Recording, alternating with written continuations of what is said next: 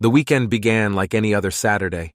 I woke a little later than usual, leaning over to plant a good morning kiss on my wife of 17 years. "Jack, let me sleep," she mumbled, her voice thick with sleep. "I can't get any peace with you, neither at night nor in the morning. And the girls are probably up by now." I chuckled. "You're right. They're old enough to handle themselves. They won't interrupt us." With that, I slipped out of bed, pulled on my robe, and headed for the shower. As I passed Sarah's room, I heard a commotion VGJ. Lily's insistent voice trying to coax her sister out of bed. I decided to let them sort it out. After freshening up, I got dressed and made my way to the kitchen. My daughters were already seated at the table, a palpable impatience radiating from them. "Are we having breakfast today?" Sarah asked. "We still have to go to school." "Why?" I responded, a smile playing on my lips. "You're on New Year's vacation, remember? You're going to Grandma's?" Sarah looked at me, puzzled. "And you?" "You're on vacation too," I said. "It's a long weekend. Wasn't it Mom's idea?" "Why don't you make your own breakfast?" I suggested. Lily chimed in. "We could, but Mom won't let us. She thinks we'd ruin the pans and burn everything. All we can make is scrambled eggs." "How about oatmeal or semolina porridge like they have in England?" I offered. Sarah's face lit up. "Oatmeal, please, sir." I smiled back. "Oatmeal it is, miss. We'll save the oats for the horses." I added, "Make sure there are no lumps in the semolina. Now go wash your face and brush your teeth. Breakfast will be ready in 15 minutes. I quickly prepared breakfast for my daughters, while Emma emerged from the bedroom and headed into the bathroom. The girls sat down to eat, and Emma soon returned, her hair neatly combed. My gaze fell on my wife, dressed in one of my shirts. Despite everything, she still had a way of captivating me. Her beauty was undeniable, even if everyone had their own definition of what's beautiful. I loved her, but there was an undeniable tension simmering between us. Emma sat at the table and told the girls, "Finish your meal and get ready. Daddy will take you to Grandma's." Sarah protested, "Mom, you promised we'd go to the ski center for a week. We've already packed our gear and we're looking forward to celebrating New Year's Eve together." Emma replied, "Girls, we don't always get what we want. We'll go to the ski center during spring break when there's no more snow. Or maybe we'll go to Palmer. They have year-round snow in the mountains.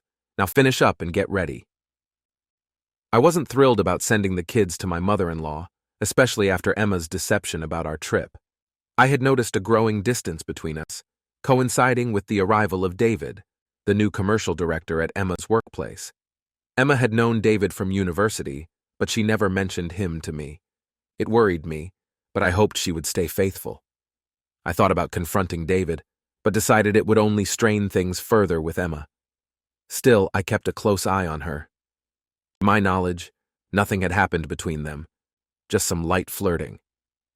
Emma's decision to send the kids to her parents today signaled that something was about to go down during the long New Year's weekend. I was ready for this conversation, even prepared a recorder to capture it. As it started, my emotions stalled. My main concern was protecting my daughters. I knew a tough conversation was coming, thanks to a heads-up from Mia. Emma had no idea that I had slipped into the bathroom, switched on the recorder, and tucked it discreetly into my pocket before returning to the kitchen. Emma was silent for a moment. Then she looked at me, a brief smile flickering across her face before fading. "Jack," she said, her tone serious, "we need to talk." There was no mistaking the gravity in her voice. I tried to maintain my composure. "Is something wrong?" I asked. "Nothing's wrong," Emma replied. "I love you, Jack. I've loved you for years. You've been an amazing husband and father. I want to grow old with you, maybe even die on the same day. So what's stopping us?" I asked, my heart sinking. "I've been thinking a lot," she said, "and I believe we need a break from our marriage. We should explore our own paths and experiences separately. This way, when we come back together, we'll have a broader perspective to support our relationship." "How long should this break last?" I asked, my voice tight. "A month? A year?" "No," she replied, "just a 2-week holiday weekend." "Is that why the kids are going to your mom's instead of the ski resort?" I asked, my suspicions growing. "Yes," she confirmed. "I've already made plans with my mom." So you're telling me that you and your lover dreamed up this whole sociological theory just to get my permission for a weekend fling? The words tumbled out of my mouth, disbelief warring with anger. Emma's suggestion had left me reeling. Her boldness was shocking, though not entirely unexpected given my suspicions. Still, her words stung like 1,000 needles. Jack, I'm really not sure what you're talking about, she said, feigning innocence. Can you explain? I have no idea who you think my lover is, she continued. Yes, you might not like it, but you'll see nothing will change between us. When we reunite, I'll make sure you're happy. Yes, it's selfish, but I have my reasons. I want to grow old with you.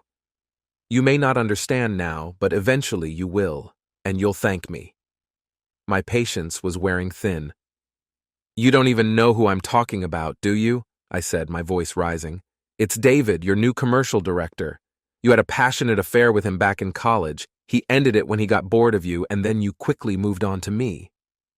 You're wrong, she insisted, still playing dumb. You're imagining things.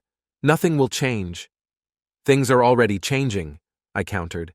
Your attitude towards me, towards our kids. It's all different now. Jack, I love you, she pleaded, her voice trembling slightly.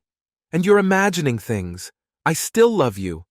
I don't know how you'll explain our divorce to your parents or to Sarah and Lily. What will they think? Divorce? I said, my voice hardening. We're not getting divorced, but I can see through this sociological nonsense you and David came up with. You're overcomplicating things, she said, trying to regain control. You'll take the girls, and when you get back, we'll figure this out. We're not resolving anything, I stated firmly. I'm leaving. But you can't do this to me, she protested, her voice shaking. I can and I will, I said, my resolve solidifying. My decision to divorce wasn't planned, but now it's made. But I said I was calling it off, she tried to reason. Yes, you did, I said. Then you mentioned we'd discuss it further when I got back. So you enjoy your free weekend while I drive the girls around. You can consult with David, I snapped back. Just then, Sarah came into the kitchen, interrupting our tense exchange. Daddy, we're ready to go. I'll be ready in 5 minutes, I said, quickly dressing, grabbing my laptop and throwing my backpack over my shoulder. Without another word to Emma, I headed downstairs, started the car, and waited for it to warm up. The girls hopped in, and we drove off.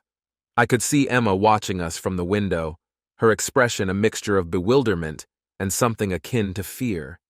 As we merged onto the main road, the car was silent. Finally, Sarah broke the silence.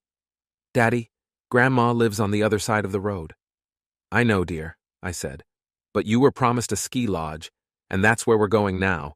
We'll figure out where to stay. Dad, are you and Mom getting a divorce? Sarah asked, her voice trembling. Why would you say that? I asked, trying to keep my tone steady. We overheard you arguing in the kitchen today, Sarah replied.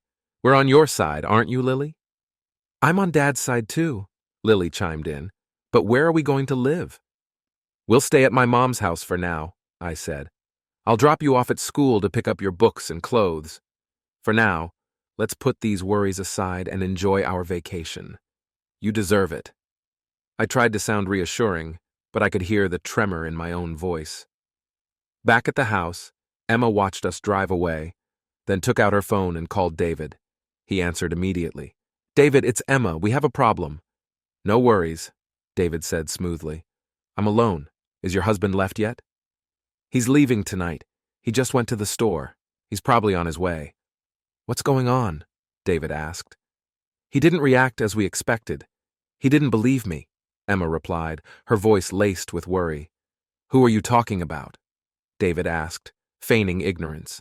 My husband, Emma said. I offered him the 2-week separation we discussed. Did he agree? He knows about our past and our connection from university. He's talking about getting a divorce, Emma said, her voice trembling. That's not good, David said, his tone concerned. This will cause a major scandal. It'll reach the office gossip mill and Mia will hear about it. I'm not interested in divorcing my wife, Emma said, her voice tight. You've never been interested, have you? So what do I do now? Is your husband back already? No. He still has to drop the girls off at my parents' and then return. I'm sure he'll come home and he's not leaving, Emma replied. Tell him there's no temporary separation, David advised. I did. He didn't believe me. He thought I'd convince him to go along with it when he got back. When will he be here? David asked. It'll take him 3 or 4 hours, Emma replied. That's our plan then, David said. Tell him you've decided there's no separation. We need to let his anger subside and keep this from reaching our workplace. It will complicate things. Emma ended the call, feeling a bit more secure with David's support. She pondered the situation and decided to set the table and avoid cooking. She got dressed and went to a cafe, ordering some takeout. She also bought a bottle of wine and placed a corkscrew beside it. Setting out 2 glasses, she heated up the appetizers she'd purchased.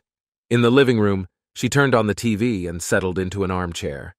She wondered if her brief affair with an old flame was worth risking her family. Convincing her husband would be incredibly challenging, and she wasn't sure how much he knew about her relationship with David. Revealing that her former classmate had become her boss was probably a mistake, but Jack would have found out eventually. David had vanished from her life and then suddenly reappeared. When she learned he would be their commercial director, she felt an unexpected attraction. It was just a fling, nothing more. Their first one-on-one conversation confirmed it. David had told her, Emma, I've always liked you, but I can't risk ruining my family. I'm not ready to cut off contact with you, but it must remain very discreet. You're married too, as far as I know. Life had shown her the folly of her decision. Their discussions in the study had hinted at a scientific foundation, but they had underestimated something crucial. 4 hours had passed, and Jack hadn't returned. He should have been back by now. Emma called her mom. After a brief delay, she answered, Hi, dear, how are you doing?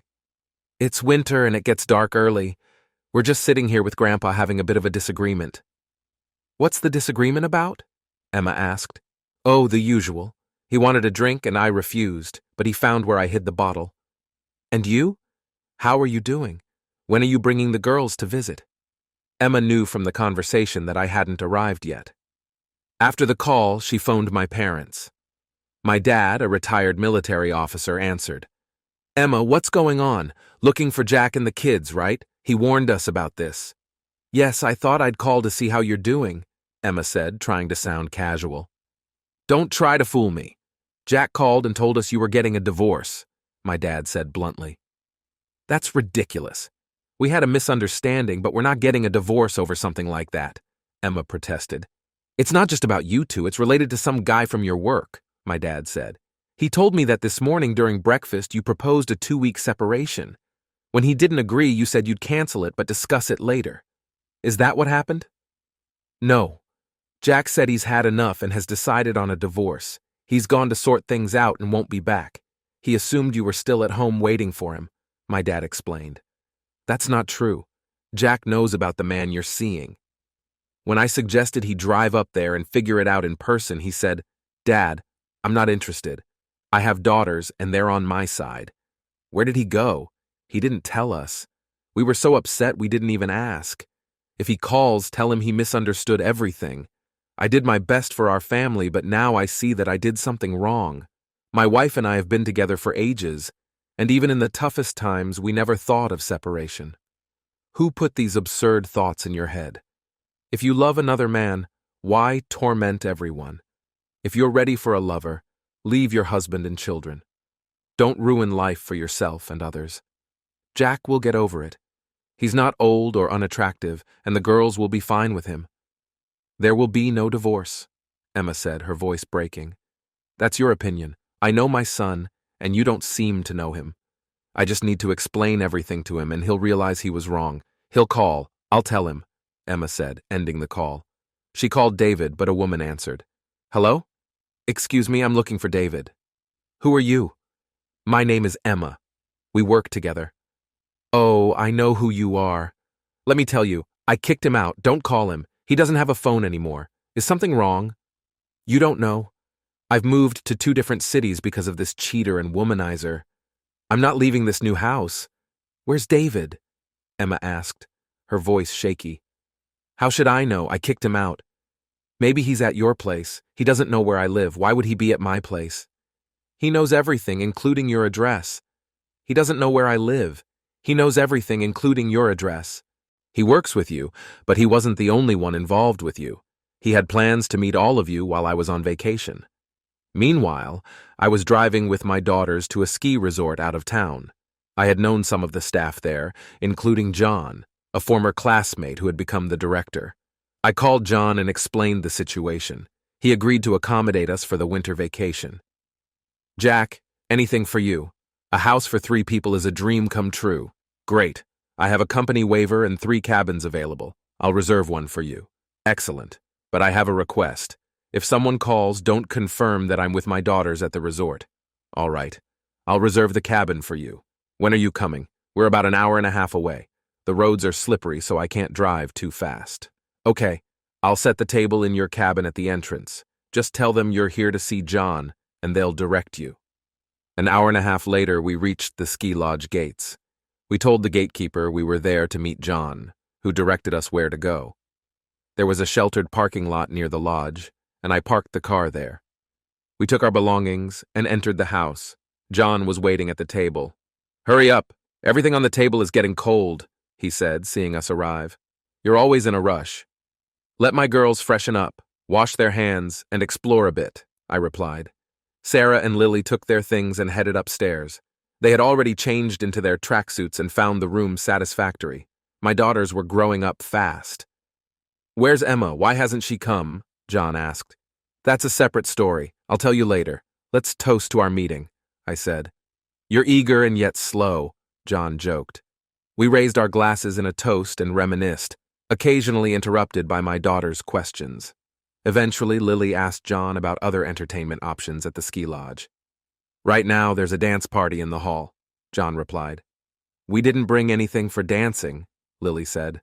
There's no dress code. You can come as you are, John replied. So no specific dress rules. Can we go? Sarah asked. Of course, I'll call one of my staff and they'll take you there, John said. A few minutes later, a young employee arrived to escort Sarah and Lily. After they left, John turned to me.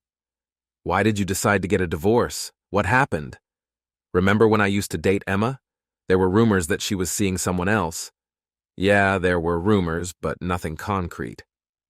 Well, this guy from out of town shows up and ends up becoming the commercial director at Emma's workplace. They started an emotional affair, which I didn't catch at first. He's got a wife, Mia, who decided to divorce her husband and spilled the beans to me. Today, it all happened. She cheated on you? No, but they decided that for the long weekend we shouldn't vacation together, supposedly to strengthen our marriage as we age. I've always been skeptical of sociologists. Sociology is for those who can't grasp society, conducting research, and then trying to impose so-called laws they've discovered, which are often just fabricated, I said. You're right about that, John. Agreed. So what have you decided? When I talked to her, I realized continuing our life together would be unbearable. So I've decided on a divorce, I said, feeling a heavy weight lift off my shoulders. What's next? John asked. I need to figure out the next steps. A group of lawyers is coming here tomorrow. They have an office downtown, I said. I'll ask them for help. Come on, I added, gesturing towards the liquor cabinet. Pour us a drink. Sarah and Lily finally returned from the dance around 11 p.m. A kind staff member from the ski center had escorted them back to the lodge. I whipped up a late supper for the girls, and we sat together, sharing stories and laughter before they finally headed off to their rooms. I sat on my bed, fighting back tears. It had been a rough day, and I couldn't shake the feeling of betrayal that Emma's actions had left me with. I switched on the tape recorder, listening to our conversation again. It reaffirmed my decision. It was the right thing to do, given the circumstances. Emma had never waited for me, had no idea where I might have gone with the girls, but I remembered promising them a trip to the ski lodge, so that's where we went. I suspected Emma had other plans. She had powered on the computer I usually used, but her extensive search yielded nothing. There was no trace of the ski lodges I had been researching. The next morning, a knock on my door roused me from sleep. "Come in!" I called out, and my daughters burst into the room, brimming with energy and excitement. "Daddy, wake up! Let's have breakfast and go skiing! And we can go ice skating! There's an ice rink here!" they exclaimed. Yes, there is, I chuckled. Where do we have breakfast? At the cafe, they chirped in unison. Wash up and I'll be ready in 5 minutes, I replied. We headed to the cafe for breakfast. After changing into our ski gear, we rented skis and took the lift up the mountain. We spent the morning gliding down the slopes, enjoying the crisp mountain air and each other's company. In the afternoon, we returned to the cafe after changing. As we walked in, we bumped into John and his wife. John mentioned that the company he had spoken about had arrived, including a divorce specialist. Meet me in my office today, he said. I have a computer and printer, everything you need. I'll take your girls, my wife, and her sister to the ice rink tonight if you don't mind. We'll meet at my place. The girls want to go dancing again. We'll join them, dance, and then return to our cabin. And don't forget, tomorrow is New Year's Eve. We need to prepare for the festivities. Everything was falling into place. After lunch, John and I went to his office. Soon, a lawyer named Anna arrived and we discussed my situation. Anna explained the legal landscape to me, which I was unfamiliar with. She advised against making any rash decisions about the apartment. Keep in mind that your girls will grow up and have their own families, she said. They will need their own space. If you move into the apartment with them now, there might be a new husband in the future, which could complicate matters. But I can't imagine living in the same apartment as her, I admitted. Try to envision it, Anna suggested, and consider proposing a partition. First, explain to your wife that you'll be filing for divorce in court.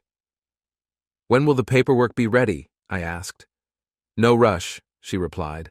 The courts have their holiday weekends too. I have my laptop with me.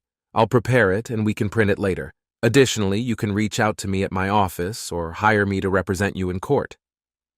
I like the last option, I agreed. We celebrated New Year's Eve with John, his wife, her sister, and a group of lawyers in the ski lodge's grand hall. Other vacationers joined in, and it was a lively night filled with music, laughter, and dancing. In the early hours of the morning, I returned to the cabin with my daughters, who were exhausted and ready for sleep. After tucking them in, I rejoined the company.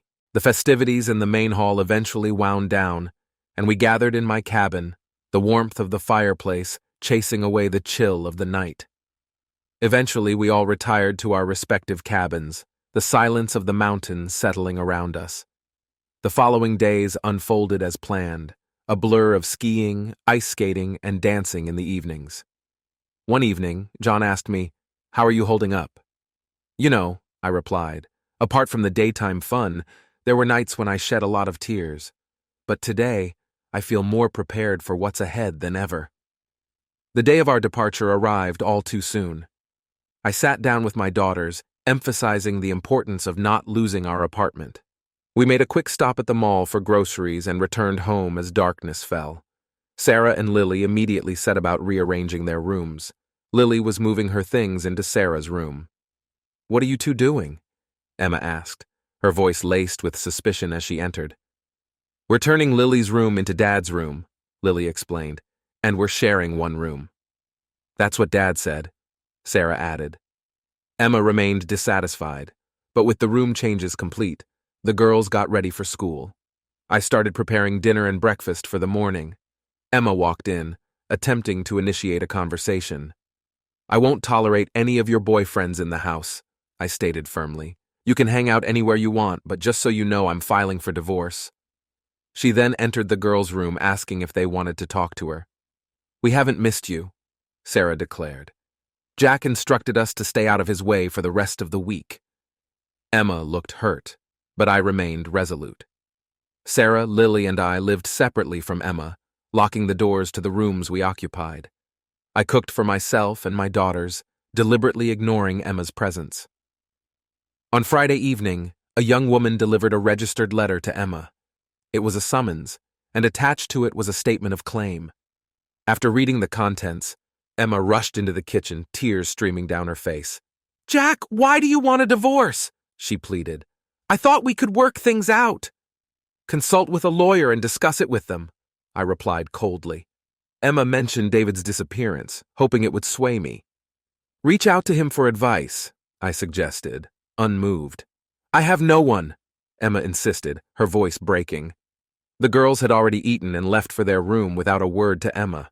In her desperation, she continued to plead with me, declaring her love for me and our daughters, but my resolve remained firm. The path forward was clear, and there was no turning back. "What does my love have to do with any of this?" I snapped, barely containing my frustration. "I did love you, but that was before I found out about your affair with David, your old boyfriend, someone you never even mentioned to me. I realized it was foolish to continue loving you. You wanted to talk. Fine, let's talk. Tell me about your so-called weekend. What were you planning? How did you intend to spend it? It's been a while since I heard your wonderful sociological theories from your buddy, so enlighten me. How did you spend your weekend? Did you have fun? I'm glad your buddy disappeared once more. Let's hear all about it." I finished dinner and started clearing the table. Hearing the clatter of dishes, Sarah came into the kitchen and offered to help. "Go upstairs and tidy your room," I said gently. "I'll handle the dishes and take care of ironing your clothes. They're already dry." Emma, feeling ignored and sensing my unwillingness to engage, retreated to her room in tears. After washing the dishes and turning off the lights, I headed to my room. A pile of laundry awaited ironing. Before going to bed, I found myself drawn back to the kitchen. Emma sat alone in the darkness. Seeing me, she began to speak. "Jack, none of this was planned, it just happened. I was seeing David at university and then he suddenly disappeared. No one pressured me into it. Very few people knew we were dating, and hardly anyone knew he broke up with me out of the blue. He showed up at our workplace, and we started interacting for work reasons. One day, he asked me to lunch. At first, it was just lunch. Then something changed. He made it clear that there should be no suspicious encounters, and everything had to be carefully planned to avoid our spouses finding out. I reluctantly agreed, thinking it was a fling with no future. This temporary separation was meant to be our first and only date. "So you concocted this story to justify your actions?" I asked, my voice laced with disbelief. "Didn't realize it would go this far, and I agreed to David's proposal. Can't you see he was just using you? Can you really be so naive?" "No, it's not that," she pleaded. "It's been a while since you've complimented me on my looks, my clothes, or my hair. But don't put this on me. Just because I haven't been telling you every day how great you look doesn't justify having an affair."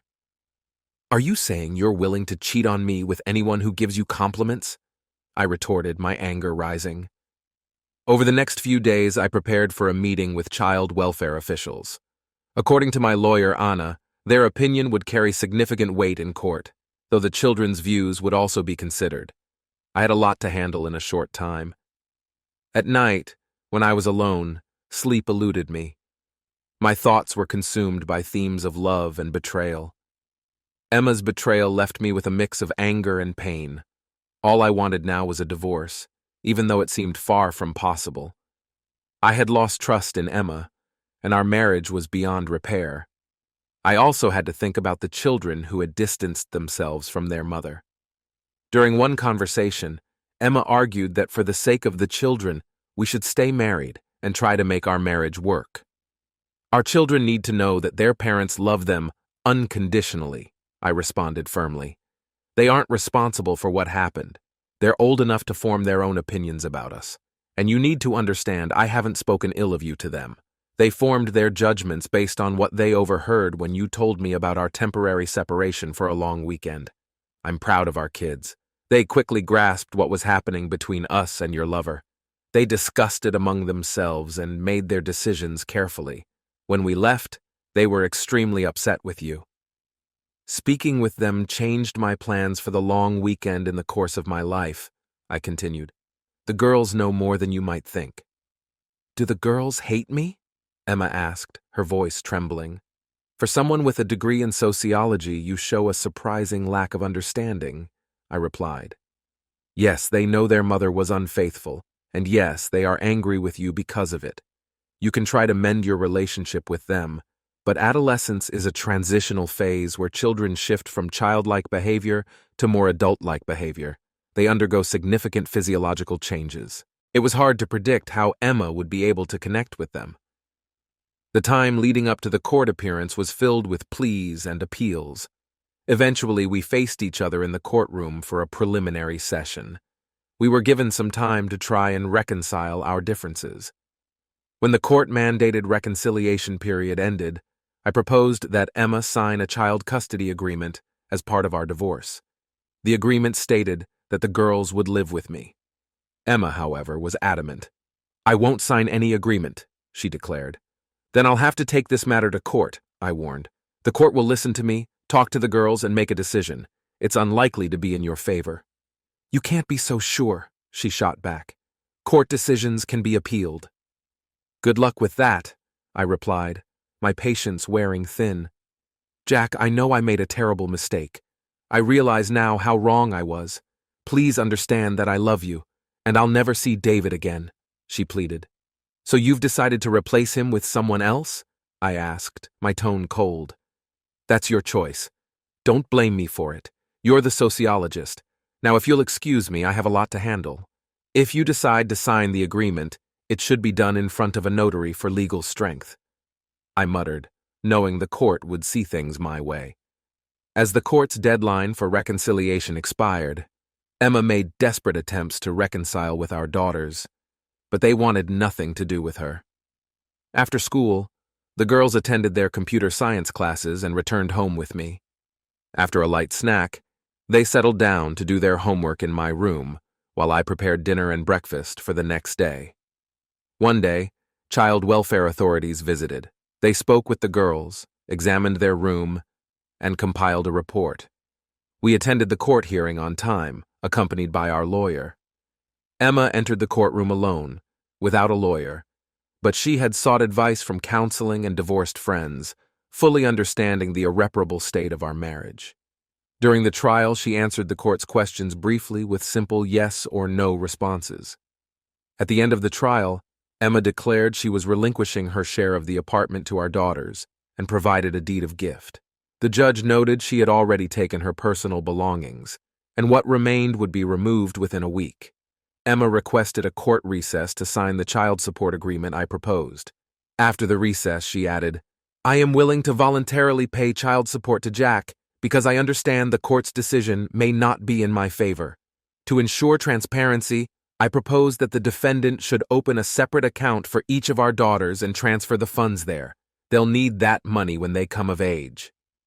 The judge clarified that the alimony and division of the apartment weren't part of the initial claim, so the court wouldn't address them. As for the child support agreement and the divorce, these issues would be decided separately. The court recessed to make a decision. Eventually, Emma and I left the courthouse officially divorced.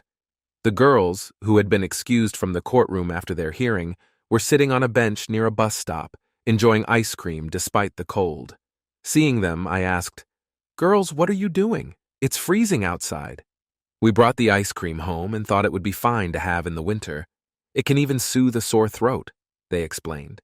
I smiled at their logic and asked, "Why did you choose 19 as the age for accessing the money?" "That's what we decided," they responded. Emma honored her promise and left the apartment, moving in with her parents to care for her ailing mother. I agreed to let her visit the girls once a week, although Sarah and Lily were hesitant about it. On these visits, Emma spent time with them at our residence. I spent a long time on my own, reflecting on the past. On New Year's Eve, I vacationed with my grown daughters at a ski resort, often in the company of John's wife, Zoe. We started developing a relationship, but I wasn't in a rush to make any commitments. My primary focus remained on my daughters, whom I continued to nurture and guide. Zoe didn't have any children of her own, but she got along well with Sarah and Lily, despite some initial jealousy from the girls. I treated Emma respectfully, allowing her to visit our daughters and maintaining communication. However, we were no longer a couple or even friends. Sarah and Lily matured without causing difficulties. I surrounded my daughters with love and care, seeing Zoe's arrival as something that brought our family closer together. Emma experienced a challenging year, as her parents passed away one after the other. I helped with the funerals, but our shared grief didn't mend our relationship. Emma lived independently with her daughters as her primary social circle. Eventually, she began dating a lonely widower from a neighboring house. David never reappeared in town. His whereabouts remained unknown, even to his ex-wife Mia, who had remarried soon after their divorce.